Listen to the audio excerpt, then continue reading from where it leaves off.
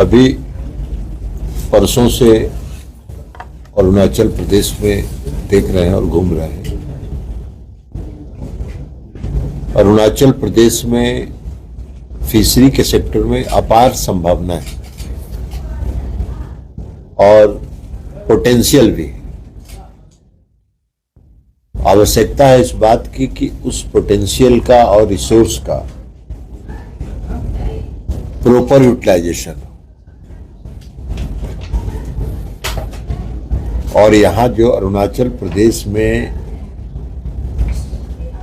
सबसे ज्यादा अंतर्देशीय जो इनलैंड फिशिंग है उसका स्कोप है।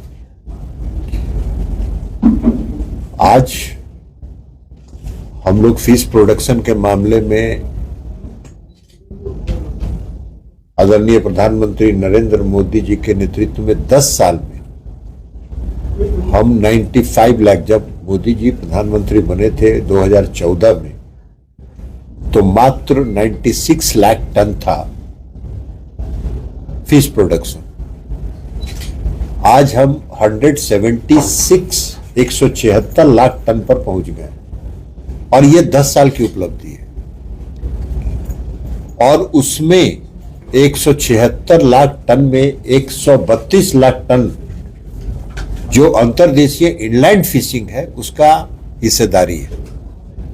तो इनलैंड फिशिंग के क्षेत्र में अरुणाचल प्रदेश में अपार संभावनाएं हैं। कई यहाँ हर गांव में, हर इलाके में तालाब है, वाटर बॉडीज हैं। उनको विकसित करके अगर काम किया जाए तो काफी संभावनाएं हैं। और मत्स्य उत्पादन, फिशरी के प्रोडक्शन के मामले में अरुणाचल प्रदेश सेल्फ सफिशिएंट तो बन ही सकता है, दूसरे राज्यों में ये निर्यात भी कर सकता है फिश। तो इसलिए अभी समीक्षा बैठक हुई, उसमें हम लोगों ने कहा है, भारत सरकार का जहां तक सवाल है, भारत सरकार में आदरणीय प्रधानमंत्री नरेंद्र मोदी जी का निर्देश है हम सभी विभागों के मंत्रियों को कि जो पूर्वोत्तर के राज्य हैं और विशेषकर अरुणाचल प्रदेश में विशेष ध्यान केंद्रित करके उसको विकसित और आत्मनिर्भर बनाने की दिशा में पूर्ण सहयोग करें और बराबर वहां जाके वहां की समस्याओं को समझें। और उसी निर्देश के आलोक में हम यहाँ आए थे, 2 दिन यहाँ रहे, आज तीसरा दिन है। और उसको हम लोगों ने रिव्यू मीटिंग में भी किया है। प्रधानमंत्री मत्स्य संपदा योजना, प्रधानमंत्री fishery infrastructure development fund FIDF है, प्रधानमंत्री मत्स्य संपदा सह योजना, क्या है वो, प्रधानमंत्री मत्स्य किसान समृद्धि, हाँ, प्रधानमंत्री मत्स्य किसान समृद्धि सह योजना। ये सारी योजनाएं हैं जिसका लाभ इंफ्रास्ट्रक्चर को फिशरी के सेक्टर में डेवलप करने के लिए किया जा सकता है, फिश के प्रोडक्शन को बढ़ाने के लिए। और बहुत कुछ करने का जरूरत अभी तत्काल नहीं है। अभी सिर्फ टेक्नोलॉजी, जो तकनीकी है और उसका उपयोग करके, और जो स्पेसीज का डाइवर्सिफिकेशन करके प्रोडक्शन को अभी 10,000 टन से 30,000 टन तक तुरंत पहुंचाया जा सकता है। केंद्र की सरकार जो भी योजनाएं राज्य की तरफ से जाएंगी, उन योजनाओं को त्वरित गति से उसको स्वीकृत करेगी और उसको यहां कार्यान्वित करना राज्य सरकार है। तो राज्य सरकार के माननीय मंत्री जी से भी बात हुई, राज्य सरकार के अधिकारियों से भी बात हुई है। ये सारे लोग उस काम को आगे बढ़ाने के लिए तैयार हैं। तो इसलिए सर, आपको एक पर्टिकुलर प्लेस को चुना है अरुणाचल में जहाँ पर ये जो आप बात किया है, जो टेक्नोलॉजी डेवलपमेंट होगा फिशरी को लेकर, उसका चर्चा। नहीं, टेक्नोलॉजी के डेवलपमेंट के लिए जो Indian council of agriculture research है, ICAR है, उसने कई फिशरी के सेक्टर में कई इनोवेशंस किए और उनके अनुसंधान का परिणाम है। अभी राज्य सरकार से हमारी बात हुई है, राज्य सरकार की तरफ से 4-5 लोगों को, जो उनका सीफा संगठन है भुवनेश्वर में, वहां भेजेंगे, वहां से वो प्रशिक्षित होकर आएंगे टेक्नोलॉजी ट्रांसफर के मामले में, क्योंकि वहां टेक्नोलॉजी में एक पॉन्ड में मल्टी लेयर फिश फार्मिंग का भी रिसर्च है। अलग अलग 4 तरह की मछलियों का उत्पादन एक तालाब में कर सकते हैं। तो ये सारे टेक्नोलॉजी को यहाँ के कुछ अधिकारी जाएंगे, वहां से ट्रेंड होके आएंगे, उसकी व्यवस्था हम लोग करेंगे।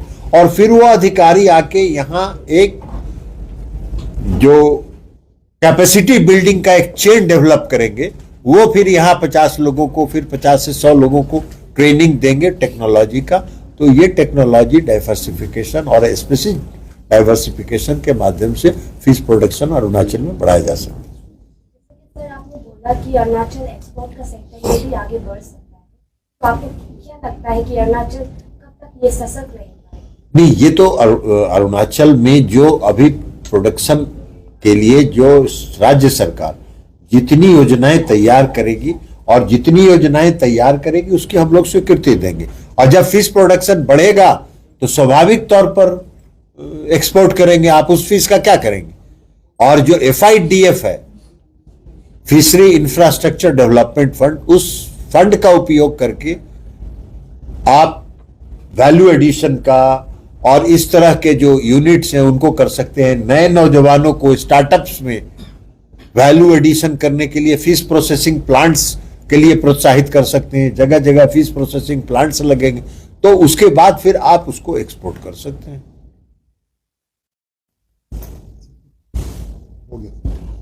Thank you. एक लास्ट क्वेश्चन है, कोल्ड वाटर फिशरीज के लिए आप लोग क्या करने जा रहे हैं? Cold water fishery, total cold water ही, इनलैंड जो फिशिंग है वो टोटल कोल्ड वाटर फिशिंग है।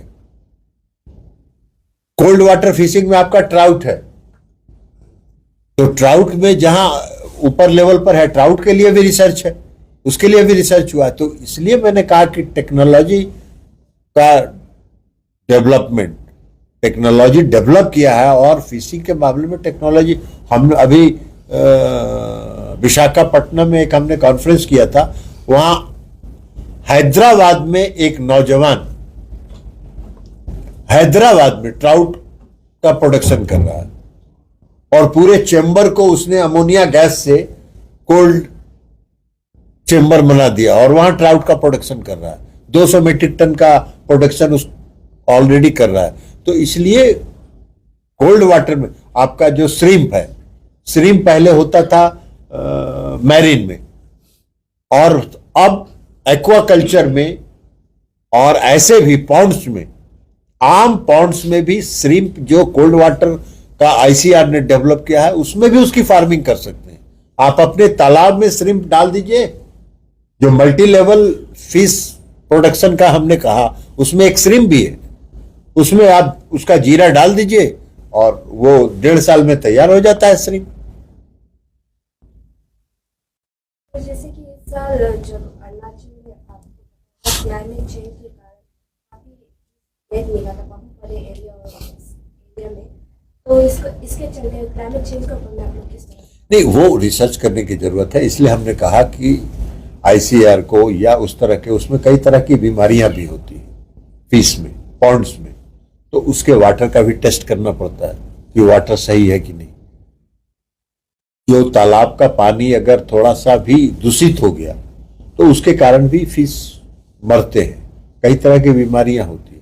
इसलिए मैंने कहा कि सीफा में जब भुवनेश्वर यहाँ के लोग जाएंगे तो वहां देख के आएंगे कि क्या क्या वहां उपयोग किया जा सकता है। अगर तालाब में थोड़ा सा भी पानी के टेस्ट में गड़बड़ी पाई गई, वहां फिश अगर मर रहा है, तो उसके लिए कौन सी दवा दी जा सकती है, ये सारा रिसर्च वहां है। इसलिए मैंने कहा कि यहाँ से 4-5 लोगों को ये लोग आइडेंटिफाई करेंगे राज्य सरकार और वहां भेजेंगे, हम लोग उसको ट्रेनिंग वहां व्यवस्था सुनिश्चित करेंगे।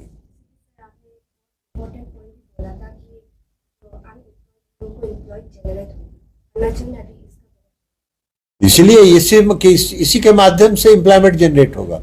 जैसे अभी हम लोगों ने जीरो में जो इंटीग्रेटेड एक्वा पार्क बनाया है, उस इंटीग्रेटेड एक्वा पार्क में 10,000 लोगों को जॉब देने की बात है। आपका टेरेन में बनाया है तो उसमें भी जॉब क्रिएशन होगा। तो जॉब क्रिएशन एक साइकिल है। जैसे ही फिश प्रोडक्शन बढ़ेगा, उस फीस को कैरी करने वाले लोग आएंगे, उस फीस को बेचने वाले लोग के लिए भी जॉब क्रिएशन होगा।